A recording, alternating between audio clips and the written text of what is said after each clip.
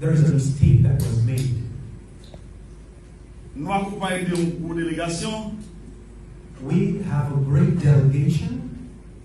Madame Monique, qui sortit dans la zone plateau central, and we have dans le pays d'Haïti, she's from a geographical department which is called Plateau Central.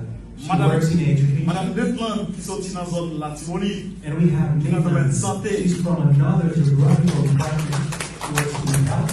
Et le professeur Nerilo, c'est lui-même qui est un jeune qui a dirigé Petite Dessalines en tant que parti m'a dirigé.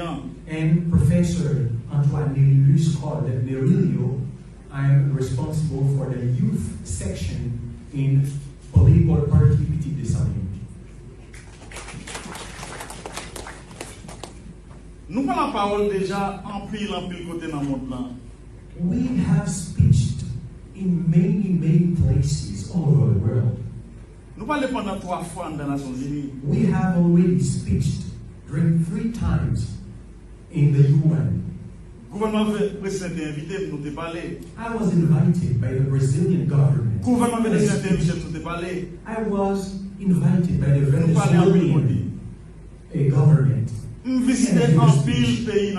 have visited many places, many countries all around the world. Mais c'est pour la première fois que je visite un pays et puis moi tout le monde ensemble. But that's the first time I have visited a country where everybody looks like me.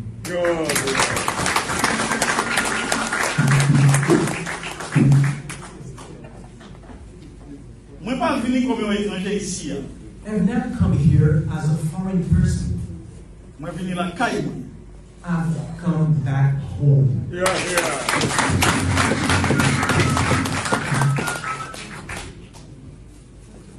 Avant de parler, before I keep on talking, dans nos pays d'Haïti, dans nos pays haïtiens, dans nos pays de Salines, pour nous, toute grosse salutation que nous méritons ici.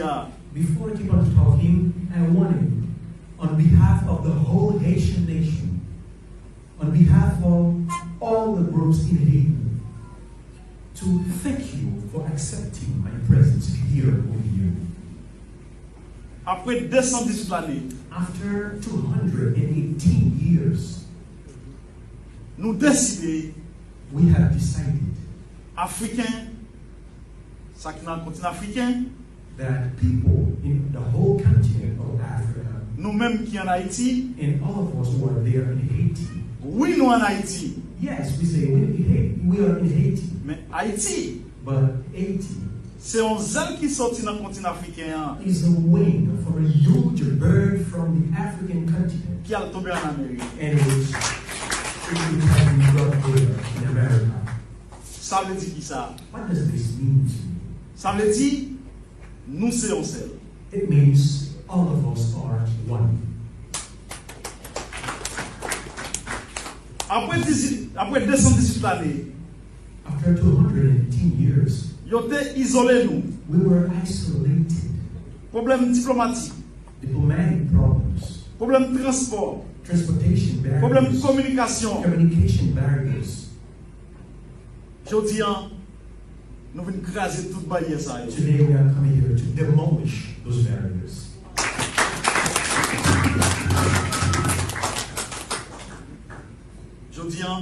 Today, nous venons parler là. C'est ça de Saline qui c'est papa nation, ou bien papa libération, ou bien papa liberté.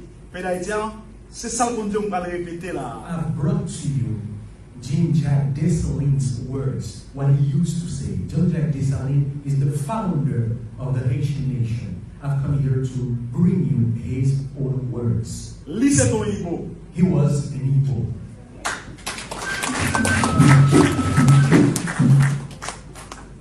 Yon simple esclave, a simple slave, qui goumait, who fought, avec plus grande l'armée qui existait dans le monde là à l'époque, the biggest army which existed in the world at that time.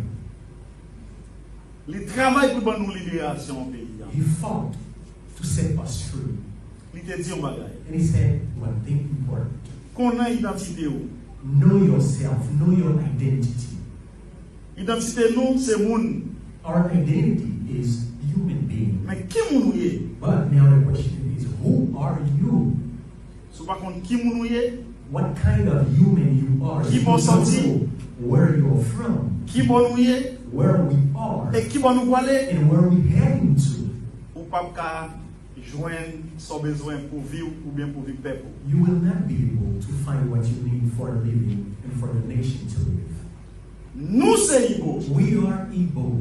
Nous c'est petit. We are Igbo. Pour nous venir là, To come here, nous fait 28 ans dans l'avion. we spent 28 hours in an airplane. Moi-même personnellement, I, personally, je fais 12 ans en dans l'aéroport Istanbul. spent 12 hours in Istanbul airport. Nous pas de découragé. I was not discouraged. Mais là, je suis arrivé ici. But when I came here, Je viens plus courage. I got more strength.